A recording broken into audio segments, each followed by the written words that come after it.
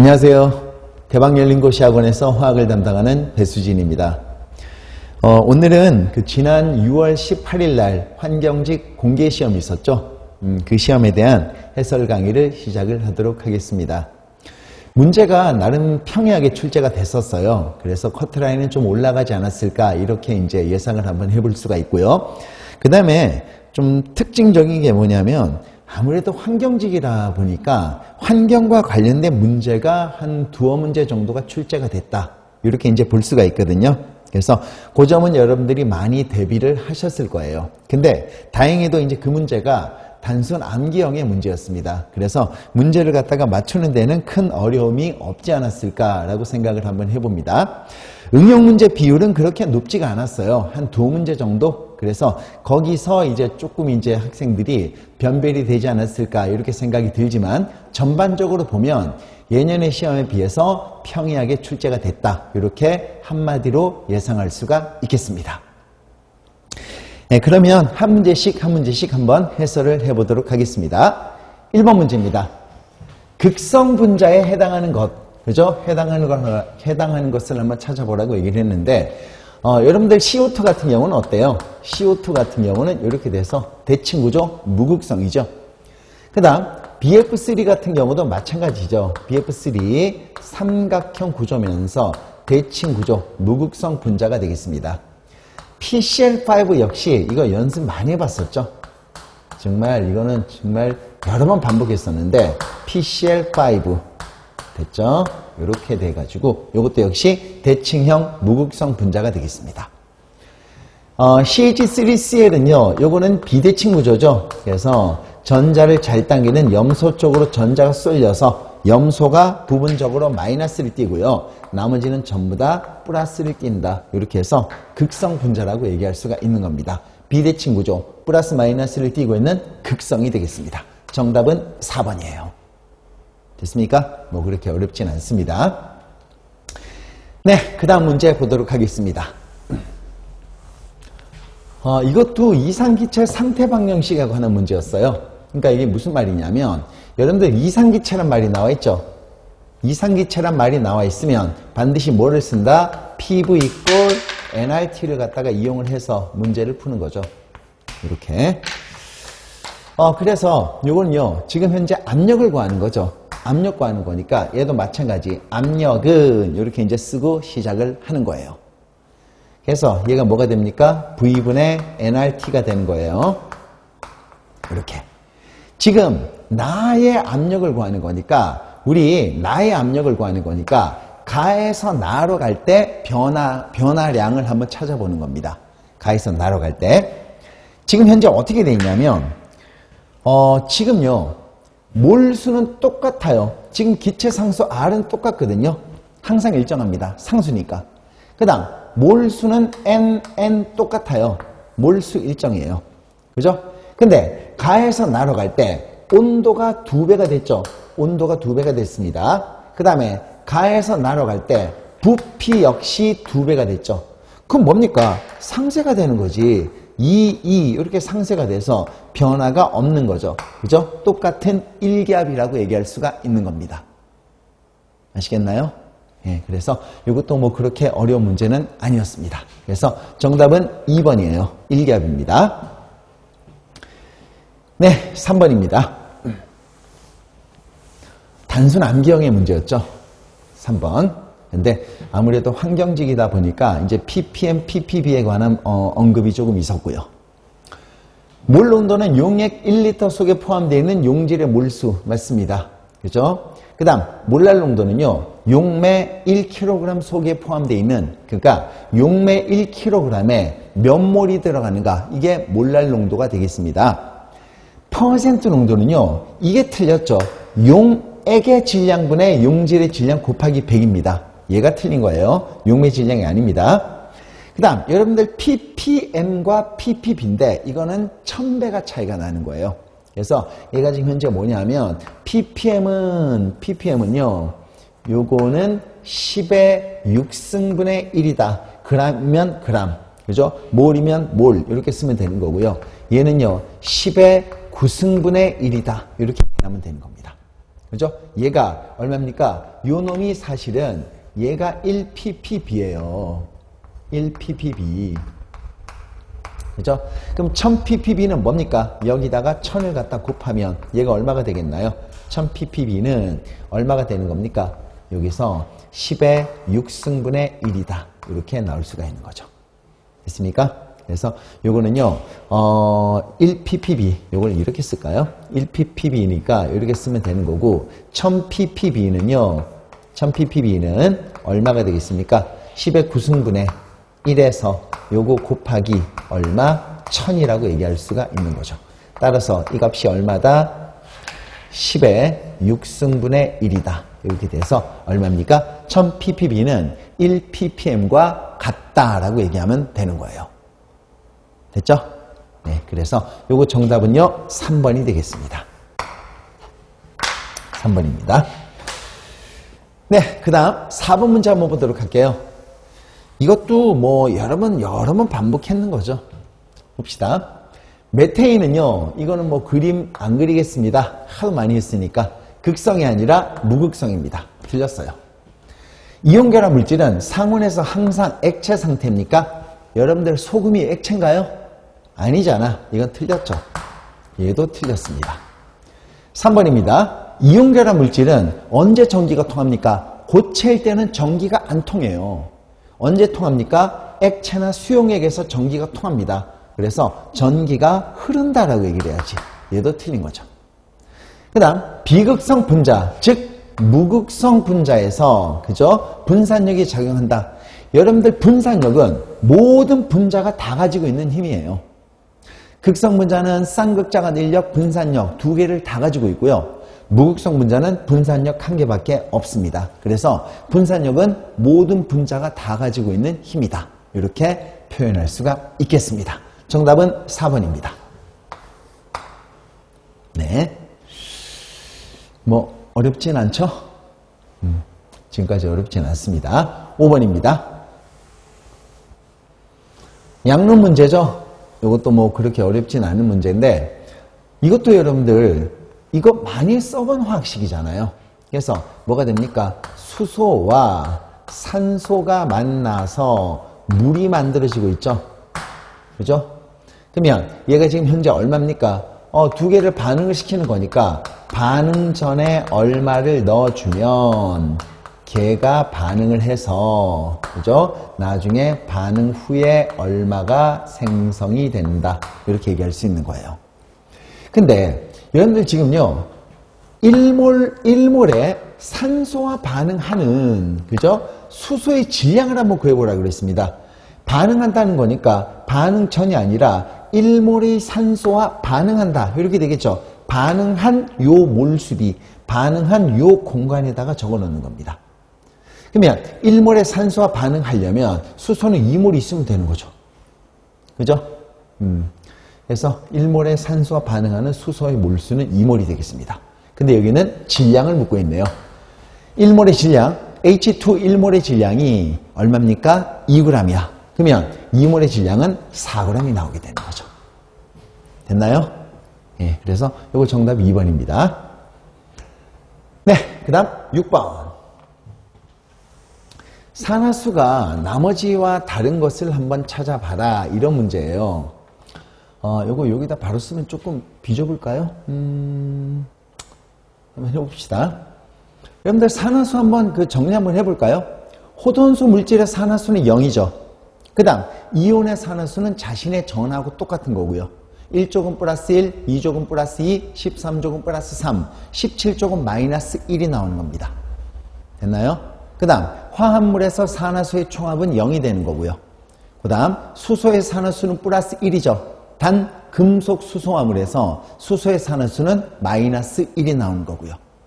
그 다음 산소의 산화수는 마이너스 2입니다. 근데 산소의 산화수는요 여러 가지 변수가 있으니까 그죠? 여러 가지 변수가 있으니까 뭡니까? 누가 전자를 잘 잡아당기는지 반드시 따져봐야 돼. 됐죠? 봅시다. 여기서 수소의 산화수는 얼마입니까? 플러스 1이야. 그 다음 화합물에서 산화수의 총합이 0이 나와야 되겠죠? 플러스 1이 2개니까 플러스 2. 그죠? 황의 산화수는 마이너스 2가 나오게 되는 겁니다. 됐나요? SO3는 여기 한번 써볼게요. 산소의 산화수가 마이너스 2입니다. 마이너스 2가 3개니까 마이너스 6. 화합물에서 산화수의 총합은 0이니까 황의 산화수는 플러스 6이 된다라고 얘기하면 되는 거죠. 그 다음 PbSO4입니다. 보세요. 납은 플러스 2가죠.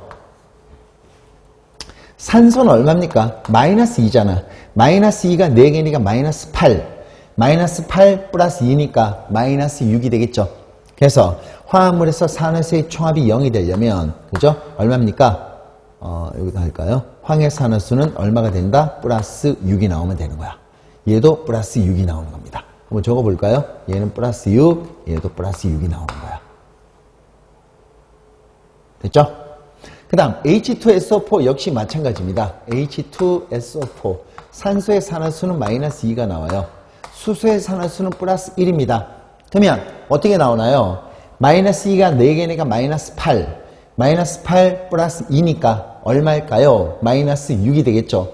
화합물에서 산화수의 총합이 0이 나오려면 역시 황의 산화수는 플러스 6이 나오는 겁니다.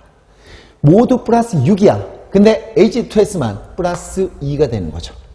됐죠? 그래서 나머지와 다른 거는 H2S가 되겠습니다. 정답은 1번이에요. 네, 됐습니다. 그 다음 7번.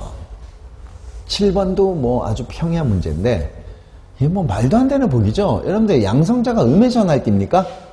양성자는, 그죠? 양수, 음수, 플러스를 띄어야지 양성자가 되는 거지. 그죠? 그 다음에 중성자는 원자 크기의 대부분을 차지한다. 여러분들 원자 크기의 대부분은 빈 공간입니다. 그죠? 얘도 말도 안 되는 소리. 전자는 원자 핵의 바깥에 위치한다. 당연한 얘기죠. 원자량은요, 탄소 원자 한 개의 실제 질량을 12로 치환해 놓고 나머지 원자들의 질량을 비례값으로 표현한 게 원자량입니다. 따라서 탄소를 기준으로 정한다. 요거 맞는 거죠. 됐습니까? 정답은 4번이에요. 할만하죠? 네. 그 다음 8번입니다. 온실 효과가 가장 작은 거, 온실 기체를 찾으라는 얘기예요. 얘가 무슨 말이냐면, 여러분들 아니, CO2하고 메테인은 대표적인 온실 기체잖아. 그죠? 그래서 얘는 맞습니다. 여러분들 알코올이 온실 기체입니까? 네? 알코올이 온실 기체인가요? 이건 말도 안 되는 소리죠. 일단 정답은 3번이야. 얘는 지금 뭡니까? 하이드로플루오로카본 세서 HFCS라고 얘기를 하는데, 여러분들 그 프레온가스 있죠? 그죠? CFCS. 염화플로린화 탄소라고 그래가지고, 이게 지금 프레온가스인데, 얘가 지금 뭐냐면, 이놈은 오존층을 파괴시켜서 지구온난화를 일으키는 주범이에요. 그죠? 그래서 요놈의 대체물질로 얘를 쓰는 거지, 요놈의 대체물질로 얘를 쓰는 겁니다. 역시 그치만 온실기체라고 얘기할 수가 있는 거예요. 아시겠습니까? 네. 그래서 요거 정답은 3번입니다. 네. 그 다음 9번이에요. 뭐 역시 그렇게 어렵진 않습니다. 지금요 사실 원자 반지름, 이온 반지름, 오비탈 가지고는 반지름을 좀 비교하기가 좀 힘드니까 여러분들 사실 이거는요 보호 배치로 좀 바꿔보세요.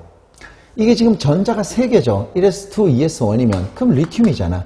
그럼 얘가 지금 현재 얼마입니까? K 껍질에 2개, L에 하나 이렇게 파악할 수가 있는 겁니다.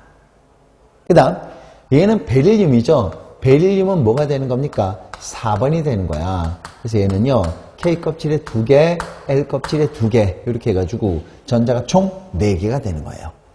됐죠? 그 다음에 얘는 뭡니까? 전자가 총 8개니까 산소가 되는 거죠. K 껍질에 2개, L 껍질은 6개다. 이렇게 될 수가 있는 겁니다. 전부 다 전자 껍질은 2개예요. 그 다음 여러분들 지금 현재 뭐 전기, 음성도 이런 말이 나와 있으니까 그죠? 일단 LI가 이쪽에 있고 LI가 이쪽, BE는 LI가 1쪽, BE는 2쪽, 그 다음에 산소는 16쪽이죠. 그죠? 그래서 얘가 뭐가 됩니까? 얘가 X, Y, G 이렇게 해서 오른쪽으로 갈수록 그죠? 이와 같은 전자를, 이와 같은 원자를 배치시켜 놓으면 되는 겁니다. 됐나요? 봅시다. 최각 전자가 누가 지금 제일 큽니까? 최각 전자는 당연히 ZYX가 되겠죠. ZYX 1번 정답이네. 그럼 1번 찍고 나와야죠. 이걸 읽을 필요가 없는 거죠. 그죠? 전기 음성도는 어디로 갈수록 커집니까? 전기 음성도는 왼쪽으로 갈수록 커져요. 오른쪽으로 갈수록. 그죠? 그래서 전기 음성도 크기는 누가 되겠습니까? ZYX가 되겠죠. 틀렸죠? ZXY가 되는 거야. 전기 음성도 크기. 그죠? ZYX가 되는 거죠. 틀렸습니다. 반지름은 어떻게 될까요? 원자 반지름은요, 여러분들 왼쪽 아래로 갈수록 원자 반지름이 증가합니다. 이렇게 나오는 거죠. 그래서 반지름이 제일 큰 거 X, Y, G라고 얘기할 수 있는 거죠. X, Y, G라고 얘기하면 되겠습니다. 이거 틀렸네요. 네, 3번도 틀렸습니다. 4번은 이온 반지름이죠. 이온 반지름이 뭡니까? 이걸 갖다가 한번 해보면 지금요, X 1가 양이온이야, Y 2가 양이온이야, G는 2가 음이온이 되는 거죠. 그죠? 그럼 얘가 이제 어떻게 됩니까? 얘가 지금 X니까요. X 1가 양이온은 전자 한 개를 잃어버리는 거야. 그 다음 X 2가 Y 2가 양이온은요, 얘도 전자를 두 개를 잃어버리는 거죠. 그 다음에 G 2가는요, G 2가는 여기서 전자를 갖다가 얻어주는 겁니다. 두 개를 얻어주는 거죠. 이렇게 파악할 수 있는 겁니다. 따라서 얘가 X 플러스 1가, 그 다음에 얘는요, Y 플러스 2가, 얘는요, 뭡니까? G2-가 되는 겁니다. 됐죠? 그러면 제일 큰 거 누구예요? 제일 큰 거는요, 산소가 되겠죠? 산소 2-. 얘가 반지름이 제일 큽니다. 그 다음에, 이 두 개는 전자 껍질 수가 똑같네요. 그러면, 우리가 반지름을 따지는 기준이 뭐였습니까? 전자 껍질이 똑같으면, 그 다음은 양성자 수 가지고 반지름의 크기를 비교하면 됐죠? 그래서 뭐였어요? 양성자가 작으면 반지름이 더 큽니다. 그래서 얘가 뭐가 되는 겁니까? X 플러스가 되는 거고요. 그 다음에 가장 작은 놈은 누굽니까? Y2 플러스가 된다. 얘도 틀린 거죠. 됐습니까? 이렇게 파악하면 되는 겁니다. 이것도 사실은 1번만 찍고 나와야 되겠죠. 2, 3, 4를 갖다가 풀이하면 이렇게 풀이할 수 있지만, 그죠? 얘는 그냥 바로, 그죠? 얘는 바로 그냥 뭐를 찍고 나와야 돼? 1번을 갖다가 찍고 나와 있어야 될 그런 문제가 되겠습니다. 네, 정답은 이거는 1번이 되는 겁니다. 되나요? 네. 네, 그 다음 10번 문제. 이거 사실은 이것도 조금 암기의 성격이 좀 짙은 문제예요. 2에서 4주기 알칼리 원소에서 원자번호 증가와 함께 나타나는 변화를 옳은 것은 이렇게 한번 파악하는 거거든요. 그럼 얘가 지금 뭐냐면 2주기는 리튬이에요. 알칼리 금속이 1족이니까, 그죠? 리튬은 2족이고 나트륨은 3족이고 칼륨은 4주기예요. 2주기, 3주기, 4주기 요거에 대한 성질로 옳은 것을 찾아봐라 그런 얘기입니다. 그죠? 그러면 얘가 원자번호 3번 양성자 4개, 전자 4개, 원자번호 11번 양성자 11개, 전자 11개, 원자번호 19번 양성자 19개, 전자 19개가 되는 거죠. 그죠? 그러면 지금 현재 원자번호 증가에 따른 그죠? 물리량의 변화를 한번 찾아보는 건데, 여러분들 전기음성도는 뭡니까? 전자쌍을 당기는 힘의 세기로서 전기음성도는 오른쪽 위로 갈수록 전기음성도는 커지는 거예요. 그죠? 그래서 전기음성도가 작아진다. 이거 맞네요. 그죠? 전기음성도는 작아집니다. 그러니까 이것도 바로 체크하고 나와야 되겠죠? 2, 3, 4를 읽어보면 안 되겠죠? 그 다음 2번입니다. 정상 녹는 점이 높아진다. 여러분들 얘들은요, 금속결합 물질이야. 여러분들 금속결합 물질에서 녹는 점을 갖다가 어떻게 따진다고요? 이렇게 따집니다. 금속결합 물질에서 녹는 점은요, 그죠? 얘가 지금 현재 금속 양이온과 자유전자 간의 정전기적 인력으로 형성되어 있는 결합이 금속결합이야. 금속 양이온과 마이너스 자유전자 간의 정전기적 인력으로 형성된 결합, 얘를 금속결합이라고 얘기합니다. 그 다음 여러분들 금속 결합에서 녹는 점은 어디가 끊어지는 거냐면 이 양이온과 자유전자 이 사이가 끊어지는 게 이게 녹는 점이에요. 됐습니까? 요게 끊어지는 게 이게 녹는 점이 된다 그런 얘기예요. 아시겠나요? 그럼 잘 한번 보세요. 지금 현재 전하를 띤 입자 사이의 결합력이 끊어지는 게 녹는 점이야. 그죠? 전하를 띤 입자 사이의 결합력이 끊어지는 게 녹는 점이다. 그러면 전하를 띤 입자 사이의 결합력은 뭐가 되겠습니까? 쿨롱의 힘이 되겠죠. Q1, Q2 이렇게 돼서 얘 쿨롱의 힘이라고 얘기할 수가 있는 거죠. 되나요? 그럼 뭡니까? 전하량의 곱이 클수록 거리가 가까울수록 결합력은 커져. 그러면 이 강한 결합을 끊고 액체로 만들기 위해서 굉장히 높은 온도를 가해줘야 된다. 녹는 점은 높다는 겁니다. 되나요? 그러면 지금 현재 얘를 봤을 때 플러스 1, 마이너스 1로 전하량의 곱은 똑같죠. 이 변수가 똑같으니까 결국 뭐를 따지면 된다? 거리만 따지면 되는 거야. 즉 거리가 가까우면 전하량, 결합력은 커지는 거죠. 결합력 커지면 녹는 점은 높아지는 거야. 여러분들 어디로 갈수록 결합력이 커질까요?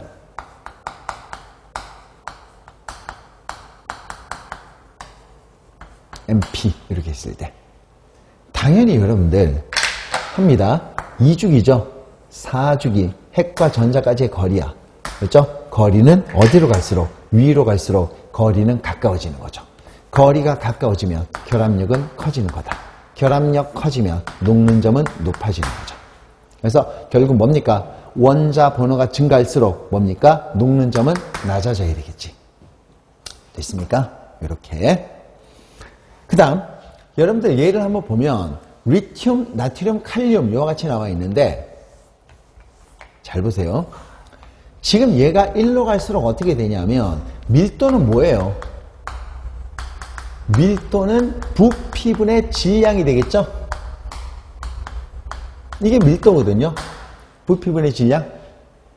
얘가 이제 밀도가 되는 건데 지금 가만히 한번 보면 지금 양성자가 점점 많아지고 있습니다. 그죠? 그러면 질량은 당연히 증가하는 거야. 그런데 여러분들 2에서 3주기 전자 껍질 3개에서 4개로 갈 때는요. 크기가 훨씬 더 증가해요. 그죠? 지금 전자 껍질 2개에서 3개로 갈 때보다 전자 껍질 4개에서 3개에서 4개로 갈 때, 2개에서 3개로 갈 때보다 3개에서 4개로 갈 때 훨씬 더 크기가 커집니다. 크기가 훨씬 더 커져요. 상대적으로. 그러면 부피는 훨씬 더 커지는 거죠. 1로 갈 때 밀도는 감소합니다. 밀도가 감소해서 얘가 1등, 2등 이렇게 해서 3등이 되는 겁니다. 됐죠? 그 다음에 여러분들 그 밑에 루비듐, 세슘 나와 있죠? 얘는 뭡니까? 이제 여기서는요. 양성자 수가 급격하게 증가해. 그죠? 그럼 뭡니까? 요거보다 질량이 이놈들보다 질량이 훨씬 더 증가하는 거죠. 그죠? 그래서 밀도는 루비듐, 세슘으로 갈수록 밀도가 점점 증가하는 겁니다. 세슘은 밀도가 제일 커요. 그래서 아시겠나요? 예, 됐습니다. 예, 그래서 밀도는 작아진다 그러면 안 되겠죠. 밀도는 기준이 없죠. 나트륨, 칼륨, 리튬 이와 같이 나오는 거니까. 얘도 틀렸어요. 원자과 전자의 개수가 커진다. 아, 이거 뭘까요? 아니, 같은 일족인데 원자과 전자의 개수는 같아야죠. 그죠? 예, 이거 틀렸습니다. 정답은 1번입니다. 그 다음 11번. 이온화 에너지가 나와 있는데 여러분들 이온화 에너지를 갖다가 이거 여러 번 반복했어요. 이게 뭐냐면 이온화 에너지는 뭐가 되는 겁니까? 이거 양이온화 에너지의 준말이야. 양이온화 에너지를 이온화 에너지라고 얘기를 합니다. 그러면 얘가 이제 뭐냐면 여러분들 양이온으로 만들려면 어떻게 하면 돼요? 전자 잃어버리면 양이온 되는 거죠. 전자 잃으면 양이온 돼. 전자 띄어내면 양이온 되는 거야. 근데 전자를 띄어내려면 어떻게 합니까? 전자 띄어내려면 에너지를 흡수한다, 방출한다? 흡수해야 되겠죠. 에너지 흡수해서 그 에너지로 전자를 띄어내야지 양이온 되는 거야. 되겠습니까? 그래야 양이온 되는 거지. 그렇죠? 그래서 얘는 뭡니까? 전자 띄어내는 거죠. 전자 띄어내는 거예요. 그죠? 그래서 전자를 띄어내서 양이온으로 만들기 위해서 흡수하는 에너지를 이온화 에너지라고 얘기합니다. 됐죠? 그래서 양이온은 전자 띄어내면 양이온 된다. 전자를 띄어내려면 에너지를 흡수해야 된다. 그래서 결국 뭐예요? 기체 상태 중성 원자에서 전자 한 개를 띄어내서 양이온으로 만들기 위해서 흡수하는 에너지를 이온화 에너지라고 얘기합니다. 그러니까 여러분들 원래 전자 잃으면 양이온 되는 거죠. 이렇게 표시할 수 있는 거야. 근데 약속을 했죠. 마이너스로 표시하지 말고 전자 잃는 거는 이렇게 표시하자. 이렇게 된 거예요.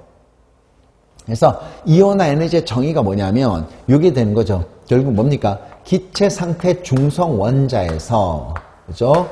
전자 한 개를 띄어내서 플러스 1가 양이온으로 만들기 위해서 흡수하는 에너지 이놈을 뭐라고 얘기한다? 이온화 에너지라고 얘기하는 거야. 얘가 바로 이온화 에너지가 되는 겁니다. 되겠습니까? 그래서 요거는 맞습니다. 그러면 이온화 에너지가 큰 원소일수록 양이온이 되기 쉽다? 이온화 에너지가 크다는 얘기는 뭡니까? 전자 잃고 양이온 되기 위해서 많은 이온화 에너지를 흡수를 해야 되는 거예요. 그죠? 그러면 많은 이온화 에너지를 흡수해야만 전자를 띄어낼 수 있다는 얘기는 그죠? 뭡니까? 전자 잃기 어렵다는 얘기입니다. 그죠? 그래서 전자 잃기 어렵다, 양이온 되기 어렵다라고 해석을 해야 되겠죠. 그죠? 그 다음 3번입니다. 여러분들 순차적 이온화 에너지는 항상 증가하는 거죠. 그죠? 순차적 이온화 에너지는 항상 증가하는 겁니다. 그래서 1차, 2차, 3차로 갈수록 순차적으로 이온화 에너지는 증가하는 거야. 됐죠? 그래서 2차가 1차보다 크다. 맞죠? 정답은 2번이 되겠습니다. 됐습니까? 네. 그래서 요거 정답 2번이에요. 네. 그 다음 12번입니다. 여러분들 이게 뭐가 나왔냐면 면시밀빵 구조, 육방 밀집 구조 이와 같은 말 나왔거든요. 요거 이제 연습하긴 했어요. 우리가 하긴 했는데 이게 이때까지 시험에 문제화가 잘 되지는 않았습니다. 근데 이번에 문제로 딱 나오네요. 네. 여러분들 단순입방, 채심입방, 면심입방 이런 게 있어요. 단위세포, 결정 격자에 관한 문제인데 단순입방, 채심입방, 면심입방, 육방밀집 이렇게 돼 있거든요. 육방, 여기는 뭐 이제 육방 조밀이다. 예, 육방 조밀이라고 합시다. 육방 밀집 구조 이와 같이 돼 있는데 요거 이제 다시 한번 연습은 또 하긴 할 거예요. 매년 이제 이론반 때 이제 우리가 항상 수업을 하는 건데 이것도 물론 수업을 했어요, 우리가. 여러분들 채심입방과 면심입방을 뭐라고 얘기하냐면 이거 입방 밀집 구조라고 얘기합니다. 입방 밀집 구조. 됐어요? 그래서 입방 조밀 구조 이거 맞습니다. 그 다음에 이제 단위세포 속에 몇 개가 존재하는지 이걸 한번 보는 거야. 그러면 얘도 한번 보도록 합시다. 우리가 면심입방과 다 연습을 한 건데 육방 조밀을 한번 연습 한번 해보면 얘가 얼마였어요? 입자수하고 단위세포 내 입자수, 단위세포 내 배위수 이렇게 이제 우리가 따질 수가 있었거든요. 그러면 얘가 이제 뭐가 되냐면 면심 같은 경우는요 단위세포 속의 입자수가 4개야. 배위수는 12개입니다. 육방밀집은요 배위수 입자수는 6개고 배위수는 똑같이 12개가 나왔어요. 그죠? 그래서 우리가 이제 입자수, 배위수, 그죠? 그 다음에 정육면체 한 배의 길이 A와 원자 반지름 R과의 관계 이런 걸 한번 다 따져봤잖아. 그죠? 그래서 배위수 일단 똑같습니다. 그래서 알루미늄은 면심이기 때문에 면심입방에서 원자의 개수는 4이다. 예, 맞고요. 배위수까지 먼저 나와버렸네. 배위수는 뭡니까? 배위수는요 같아야지. 이거 틀렸죠. 12개, 12개로 똑같습니다. 쌓임 효율은 뭐냐면 쌓임 효율은요 이건 국어 공무원 시험에서는 잘 안 나와. 응? 근데 이제 이런 것까지 연습을 다 해야 돼. 아시겠죠? 그러니까 7급 문제가 자꾸 9급으로 내려오고 있으니까 이런 것도 연습을 해야 됩니다. 쌓임 효율은 똑같아요. 쌓임 효율은. 그러니까 이건 무슨 말이냐면요. 단위세포가 정육면체죠. 정육면체 단위세포입니다. 면심만 예를 한번 들어보도록 할게요. 면심이 어떻게 생겼냐면 면심은 이와 같이 생겼죠. 그래서 입자수가 어떻게 되어 있습니까? 윗면, 아랫면, 옆면, 옆면. 그죠? 그 다음에 어떻게 되어 있나요? 꼭지점에 위에 꼭지점 4개, 밑에 꼭지점 4개 이렇게 되어 있고, 그죠? 그 다음에 윗면, 아랫면, 옆면, 옆면, 뒷면, 앞면 이렇게 되어 있는 거죠. 그래서 어떻게 되어 있습니까? 얘는 이렇게 되고, 이렇게 되어 있고, 이렇게 되어 있는 구조예요. 그죠? 얘가 면심입니다. 그럼 얘가 지금 뭐냐면 정육면체 전체 부피 속에 원자의 부피가 차지하는 비율이에요. 그죠? 얘를 갖다 구하는, 이게 바로 점유율, 그죠? 쌓임 효율이거든요. 그러니까 정육면체 전체 부피 속에, 그죠? 원자의 부피가 차지하는 비율이에요. 그죠? 원자의 부피가 차지하는 비율, 이걸 쌓임 효율이라고 얘기를 합니다. 얘는요, 면심도 74%가 나와요. 전체 정육면체 중에서. 그 다음에 육방 조밀도 몇 %가 나오냐면 요거 역시 74%가 나오게 되는 겁니다. 쌓임 효율은 같습니다. 됐나요? 그래서 정답은 4번이네요. 옳지 않는 거. 배수는 같습니다. 됐죠? 네, 그 다음 문제. 반응 속도에 관한 문제네요. 뭐 그렇게 어렵진 않습니다.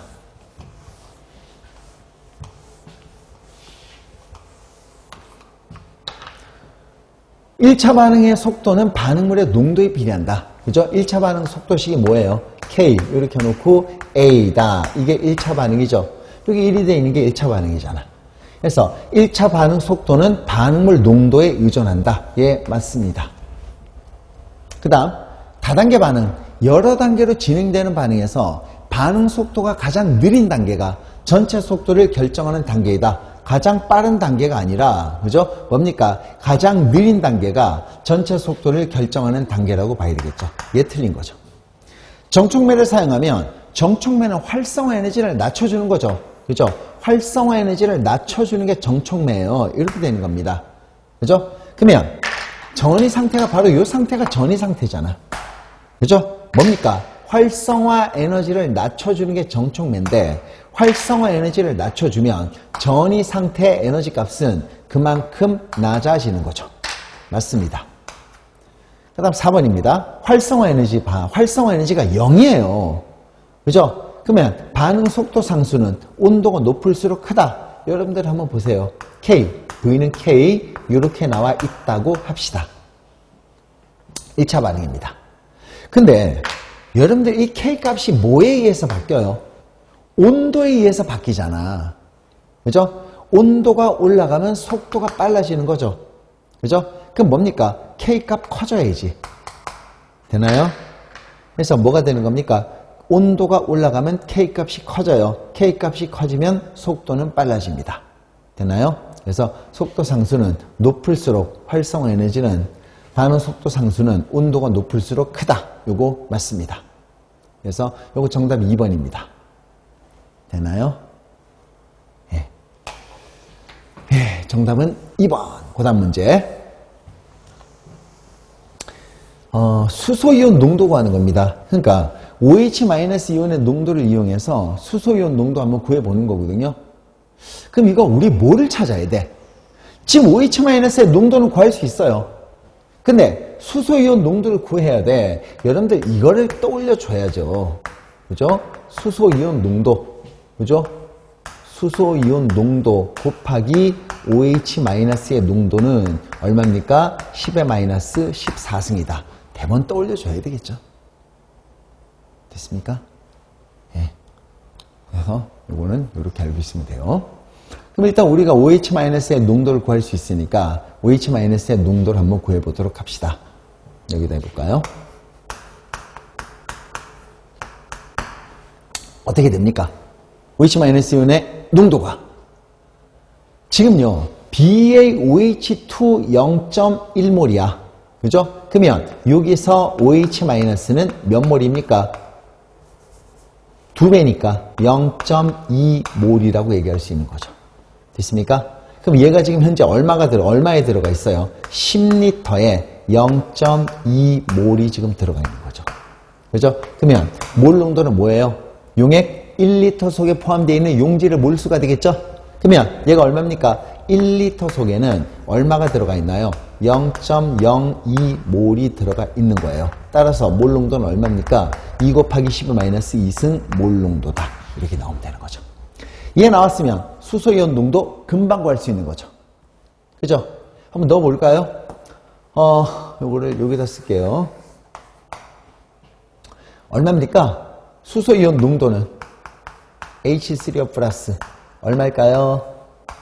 얼마입니까? 그대로 넘어오면 10의 마이너스 14승이 되고 얼마예요? 2 곱하기 10의 마이너스 2승이 나오면 되는 거지. 그러면 얘 얼마입니까? 0.5 곱하기 10의 마이너스 12승이 된다.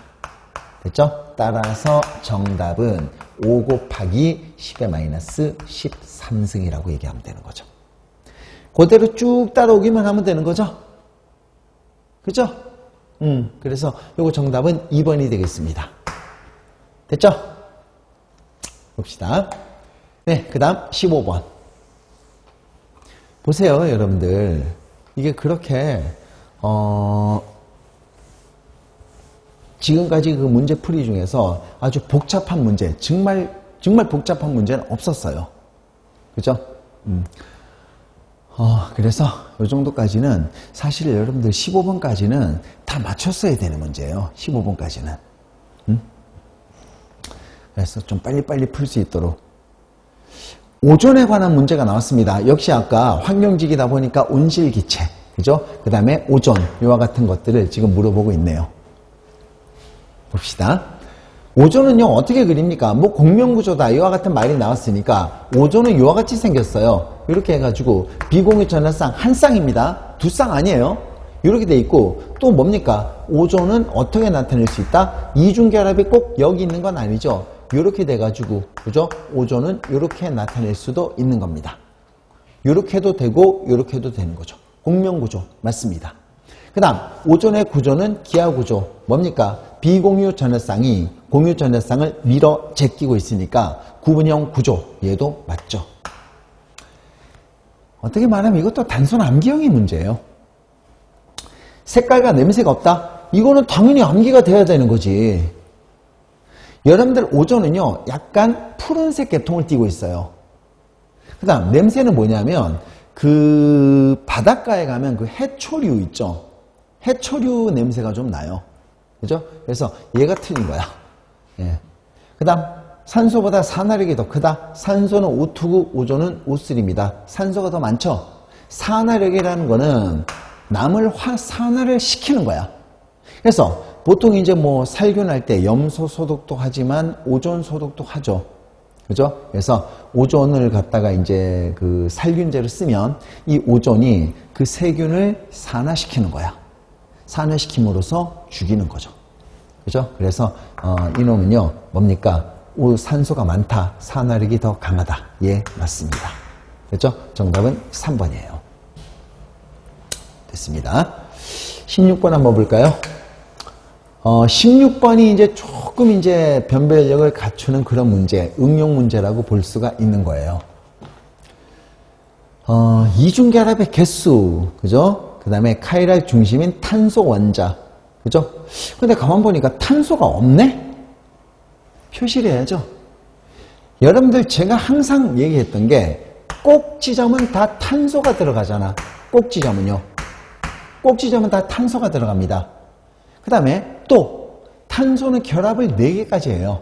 그래서 탄소는 결합을 4개까지 합니다. 하나, 둘, 셋, 넷. 얘도 하나, 둘, 셋, 넷. 얘도 하나, 둘, 셋, 넷. 얘도 하나, 둘, 셋, 넷. 얘 어떻게 됩니까? 하나, 둘, 셋, 넷 이렇게 돼야죠. 얘는요. 하나, 둘, 셋, 넷 얘들이 생략이 된 거야. 그 다음 생략된 것은 뭐가 들어갑니까? 수소가 들어가야 되겠죠. 이렇게 해서 이게 완전한 화학식, 구조식이라고 얘기할 수가 있는 거예요. 됐습니까? 한번 봅시다. 얘를 한번 보면 이제 이게 어떻게 되냐면 이렇게 나오는 거죠. 보세요. 이중결합의 개수는 당연히 2개 맞죠? 그 다음 sp3의 혼성 궤도를 갖는 탄소의 개수는 3개다. 보세요. 여러분들 있잖아요. 혼성 궤도 함수는 뭡니까? 중심 원자가 비공유 전자를 포함해서 몇 개 방향으로 향하고 있는가? 이게 혼성이에요. 그러면 sp3는 뭡니까? 원자가 비공유 전자 포함해서 4개 방향으로 향하고 있으니까 S 하나, P3 이렇게 나오는 거죠. sp3는 원자가 비공유 전자 포함해서 몇 개 방향으로 4개 방향으로 향하고 있다. 그러면 sp3가 되는 거야. 한번 봅시다. 탄소 원자의 개수가 그죠? 뭡니까? 하나, 둘, 셋. 얘는 sp2네. 틀렸어요. 얘도 탄소가 한 방향, 두 방향, 세 방향. 얘도 sp2네요. 얘도 한 방향, 두 방향, 세 방향. sp2네요. 됐습니까? 그 다음에 얘는 이제 어떻게 됩니까? 탄소가 비공유 전자 포함해서 한 방향, 두 방향, 세 방향, 네 방향. 이거 sp3 맞네요. 얘도요. 탄소가 한 방향, 두 방향, 세 방향, 네 방향. 이것도 sp3 맞네요. 한 방향, 두 방향, 세 방향, 네 방향. sp3 맞네요. 그래서 sp3를 갖는 탄소 원자의 개수는 3개다. 이거 맞습니다. 그 다음에 탄소 원자는 모두 sp3 혼성을 갖는다? 탄소 원자 모두 sp3 혼성을 갖는다? 잘 한번 보세요. 산소 원자, 탄소가 아니라 산소입니다. 산소 원자는 모두 sp3를 갖는다. 산소가 지금 여기 나와 있는데 뭐 따지기 힘들면 이거 한번 해보세요. 지금요 산소는 16족이죠. 그럼 얘 얼마입니까? 하나, 둘, 셋, 넷, 다섯, 여섯 이렇게 되는 거야. 이게 이제 산소가 되겠죠. 그럼 얘는 뭡니까? 비공유 전자 포함해서 한 방향, 두 방향, 세 방향. 얘는 산소가 sp2를 갖고 있다는 얘기야. 됐습니까? 이거 틀린 거야. 그래서 모두 sp3를 갖고 있다. 이거 틀렸습니다. 얘는 sp2예요. 카이랄 중심인 탄소의 개수.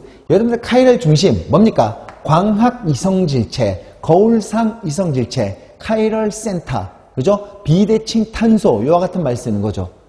얘는 뭡니까? 중심 탄소 주위에 붙어 있는 4가지가 모두 다를 때가 이때를 카이랄 중심이라고 얘기하는 거예요. 탄소 주위에 붙어 있는 4가지가 모두 다를 때 이때를 카이랄 중심이라고 얘기를 합니다. 됐습니까? 그러면 얘가 지금 현재 뭐가 되나요?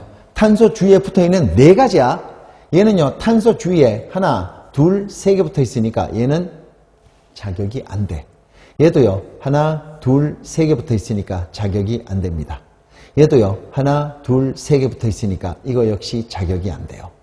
얘는요, 하나, 둘, 셋, 넷, 전부 다 다르죠? 얘는 카이랄 중심 맞습니다. 얘도요, 하나, 둘, 셋, 넷, 전부 다 다릅니다. 얘도 카이랄 중심 맞아요. 얘는요, 하나, 2개까지는 좋은데 수소가 똑같잖아 지금. 그럼 얘도 카이랄 중심이라고 볼 수는 없는 거죠. 그래서 카이랄 중심은 뭐가 되겠습니까? 요 탄소하고 요 탄소 2가지가 나와야 되는 거야. 됐습니까? 예, 그래서 요거 정답은 몇 번이에요? 3번 나오는 겁니다. 되겠죠? 예. 예, 그 다음 17번. 중심 원자의 형식 전화의 합이에요. 중심 원자. 여러분들 I3-는 하도 많이 그려봤기 때문에 이건 바로 그릴게요. I3- 뭡니까? 이와 같은 모양이 되겠죠. 삼각 쌍뿔형에서부터 시작이 돼서 I3-는 이렇게 되는 게 이게 바로 I3-야. I3- 이렇게 되는 거죠. 됐습니까? 이렇게 나오는 거야. 그러면 얘가 이제 어떻게 되나요? 얘가 지금 현재 얼마가 나옵니까? 얘는 지금 I니까 17쪽이죠. 그죠? 17쪽이야. 자신의 최각 전자수 빼기 결합선의 수 빼기 비공유 전자수, 얘가 형식 전화가 되는 거야. 그래서 얘가 뭡니까? 17쪽이니까 자신의 최각 전자수 빼기 결합선의 수 빼기 비공유 전자수, 결합선 한 개는 전자가 2개니까 이렇게 해서 형식 전화 -1이 나오게 되는 거죠. 이렇게 되는 겁니다. 됐죠? 요건 한번 그려보도록 할게요. OCN-를 한번 그려야 되는데 우리가 루이스 구조식 그릴 때 어떻게 그린다고요? 개수가 작은 원자를 중앙에 놓고 그린다 그랬죠. 근데 지금 개수는 다 똑같아. 그럼 어떡합니까? 이런 경우에는 뭡니까? 결합을 많이 할 수 있는 게 중앙에 와야 되는 거야. 됐나요? 결합을 많이 할 수 있는 게 중앙에 오는 겁니다. 그래서 얘가 이제 어떻게 되냐면, 보세요. 얘가 이제 어떻게 되냐면, 탄소는 14족이니까 최각전자가 4개예요. 최각전자 4개니까 최각전자 8개가 되기 위해서 전자가 4개 부족합니다. 얘는 결합을 4개까지 할 수 있는 거야. 산소는 16족 2개까지, 질소는 15족 3개까지 하는 거죠. 결과적으로 뭡니까? 산소를 중앙에 놓고 탄소를 중앙에 놓고 그리는 거죠. 요렇게. 요거는 제대로 한번 그려보도록 합시다. 우리가 안정화 구조까지 한번 찾아내 봐야지. 이거는 답만 찾지 말고 구조까지 그려보도록 합시다. 이렇게 되는 거죠. 루이스 구조식입니다. 어떻게 할까요?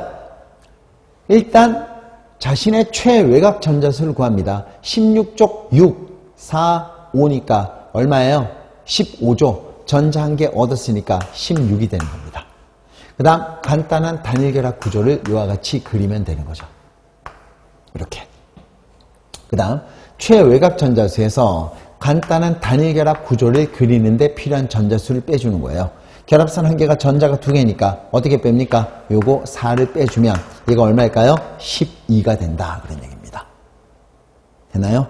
그 다음 옥텟 규칙을 만족하기 위해서 필요한 전자수 몇 개입니까? 6개, 4개, 6개니까 16개가 되겠죠. 그죠? 여기서 얘를 빼면 얼마가 됩니까? 플러스 4가 나오는 거야. 이거 연습 너무 많이 했어요. 그죠?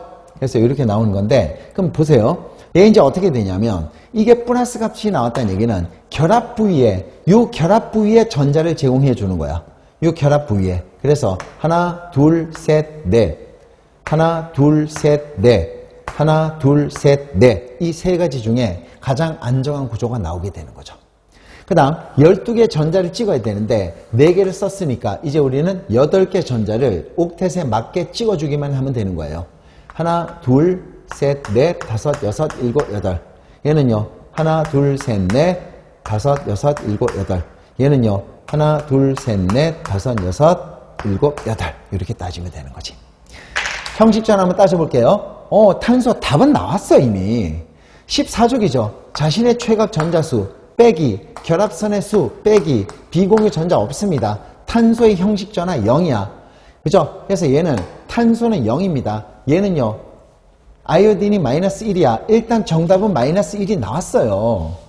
그죠? 그렇지만 여기서 가장 안정한 구조를 한번 찾아보도록 합시다. 얘가 형식 전화가 얼마가 나오냐면 마이너스 2가 되고 얘는 플러스 1이 나와. 얘는요. 형식 전화가 얘가 얼마입니까? 얘가 0이 나오네요. 그 다음에 얘가 얼마입니까? 마이너스 1 나오네. 그죠? 그 다음에 형식 전화가 얘가 마이너스 1 나오고 얘는 0이 나오네. 누가 가장 안정합니까? 전자를 잘 당기는 산소가 마이너스가 나와야 돼. 이게 가장 안정한 구조가 되겠죠. 그죠? 왜냐? 이온성 화합물에서 각 원자의 형식 전하의 합은 전체 전하가 나와야 되거든요. 근데 지금 현재 전부 다 각 원자의 형식 전하의 합이 전부 다 전체 전하가 나오는 건 나왔어요. 그죠? 근데 뭡니까? 이 중에서 전자를 잘 당기는 산소가 질소보다 산소가 전자를 잘 당기니까 산소가 마이너스 값이 나오는 이 세 번째 구조가 가장 안정한 구조라고 봐야 되는 겁니다. 됐습니까? 네, 그래서 일단 정답은 1번 나왔습니다. 그렇지만 요거는요. 안정된 구조는 세 번째 구조가 가장 안정된 구조라고 얘기할 수가 있다는 겁니다. 됐습니까? 네. 그 다음 18번입니다. 네, 시간이 뭐 다 돼가죠. 이 평형 문제인데 이것도 뭐 이제 금방입니다. 보세요. 여러분들 이 압력 평형상수가 뭡니까? 기체일 때 쓸 수 있는 게 압력 평형상수야. 근데 이 문제가 뭐냐면 여러분들 고체나 액체는 평형상수식에서 제외시키는 거죠.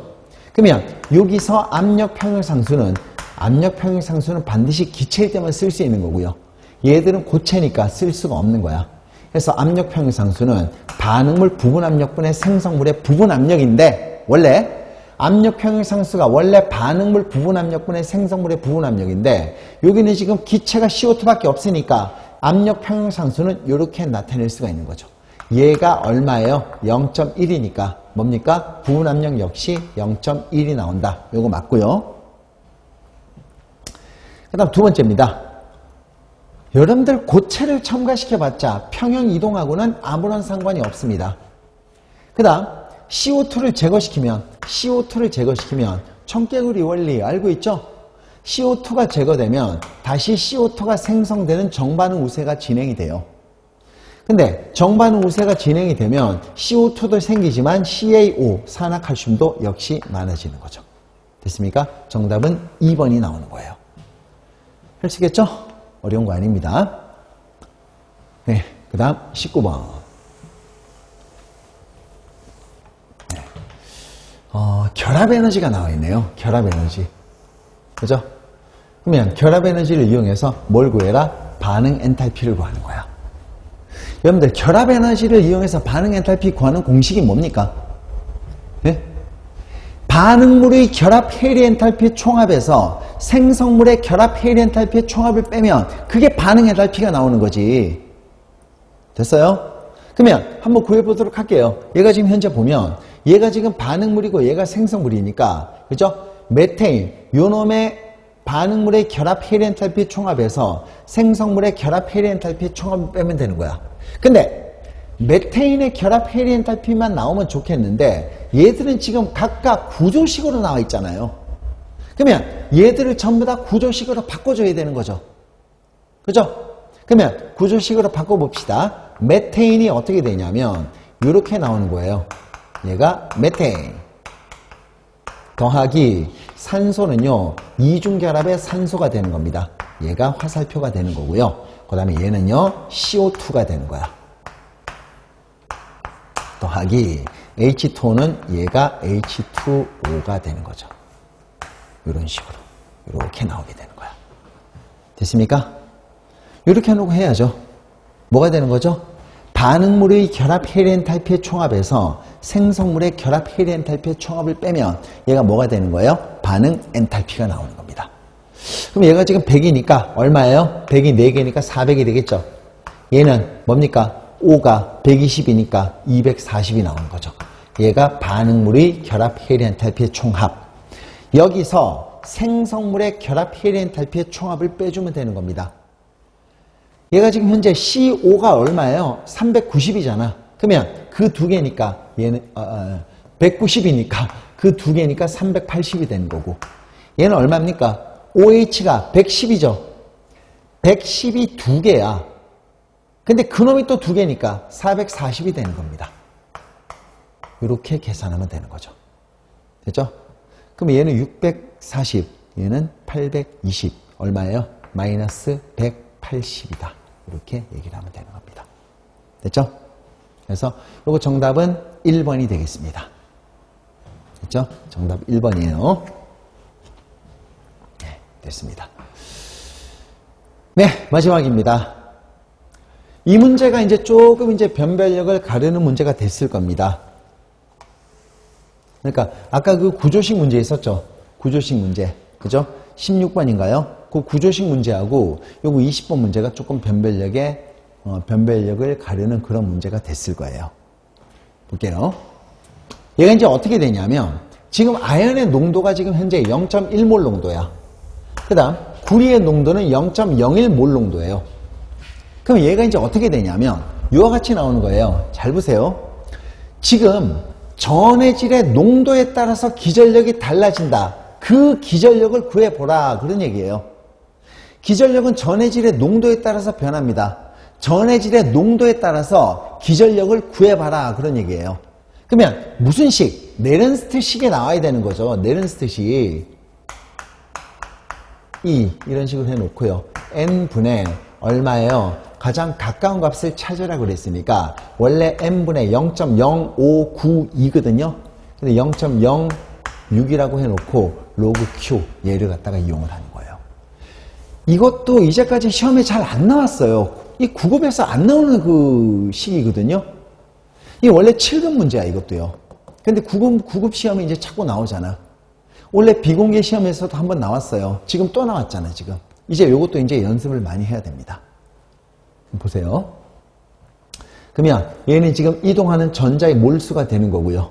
됐죠? 그럼 Q는 뭡니까? 반응물 농도분의 생성물의 농도잖아요. 그죠?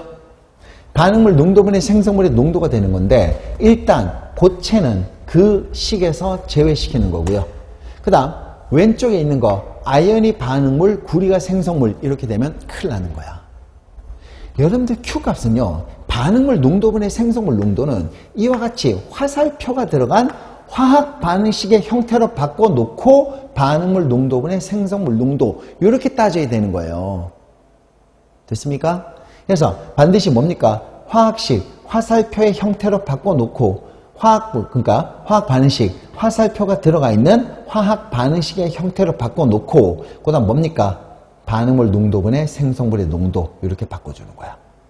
그럼 얘를 그렇게 바꿔줘야 되겠죠? 지금요. 아연이 구리보다 반응성이 더 크니까 아연에서 산화 반응이 진행이 되고 구리에서 환원 반응이 진행되는 거야. 그래서 얘를 쓰면 뭡니까? 아연은 전자 2개를 잃어버리고 아연 양이온으로 녹아 나오고 있고 그 전자를 구리 이온이 받아서 구리 금속으로 석출되고 있는 게 전지 반응이 되겠습니다. 그러면 이 2개를 더하면 어떻게 됩니까? 2가 되고 사라지는 거죠. 그러면 아연이 되는 거고요. 더하기 구리 이온이 되는 거고 이게 화살표가 돼서 아연 이온이 되는 거고요. 그 다음에 얘는요 구리가 되는 거야. 됐습니까? 얘가 지금 결국 반응물 농도분의 생성물의 농도 이렇게 나와야지. 근데 반응물 농도분의 생성물 농도를 따질 때 고체나 액체는 생략을 해주는 겁니다. 그래서 얘를 갖다가 다시 한번 쓰면 계산할 때 어떻게 쓰는 걸까요? 이렇게 쓰고 그죠? n분의 0.06 이렇게 쓰고 나서 그 다음 뭐가 되는 겁니까? 로그 얼마예요? 구리 이온의 농도 분의 뭐가 되는 겁니까? 아연 이온의 농도가 된다. 이렇게 얘기를 하면 되는 겁니다. 여기다가 숫자만 대입하면 정답이 나오는 거예요. 됐습니까? 뭐 해보죠 그러면. 얘 얼마입니까? 지금 얘가 나와 있잖아. 그죠? 플러스가 크다는 얘기는 뭡니까? 환원 반응이 진행되는 쪽. 마이너스가 크다는 얘기는 뭡니까? 산화 반응이 진행되는 쪽이죠. 환원 반응이 진행되는 쪽에 표준 환원 전위에서 산화 반응이 진행되는 쪽에 표준 환원 전위를 빼주면 이 값이 나올 수가 있는 거죠. 우리가 구하는 건 이 값을 구하는 거니까. 그러면 얘 얼마입니까? 1.1이 나오잖아. 그죠? 0.34에서 마이너스 0.76을 빼니까 1.1이 나오게 된다는 얘기죠. 그죠? 그 다음에 얘 마이너스입니다. 뭐가 되는 거예요? 전자는 지금 2몰 2개가 이동을 했죠. 그래서 이거분의 0.06이 되고 로그 얼마입니까? 구리이온 농도분의 아연이온의 농도가 되는데 구리이온의 농도가 0.01, 아연이온의 농도가 0.1이 나왔다 그런 얘기입니다. 그러면 구리이온의 농도가 10-2승, 아연이온의 농도가 10-1승 이렇게 되는 거죠. 정답이잖아. 뭡니까? 얘는요. 로그 10이면 얘는 1이 나오게 되겠죠. 그죠? 그러면 얘가 얼마예요? 1.1 마이너스 0.03이 나온다 그런 얘기입니다. 이거 정답 0.1.07V가 나오게 된다는 거죠. 됐습니까? 그래서 요거 정답은 몇 번이다? 1.07 정답은 2번이네요. 됐습니까? 네, 요거 좀 복잡한 그런 문제였습니다. 그죠? 그래서 여기서 아마 여러분들이 조금 이제 변별력을 가르지 않았을까라는 생각을 한번 해봐요. 아시겠죠? 어떻습니까? 한번 풀어보니까 그렇게 어렵지는 않지 않았나 이런 생각을 한번 해봐요. 네, 그래서 아까 지금 요 구조식하고 요 문제, 요 두 문제만 약간 좀 주의해주면 여러분들은 뭐 충분히 좋은 성적을 받지 않았을까라는 생각을 한번 해봅니다. 아시겠죠? 네, 어쨌든 그 시험 보느라고 고생 많았고요. 정말 좋은 성과 있기를 진심으로 바라겠습니다. 네, 해설은 여기까지입니다.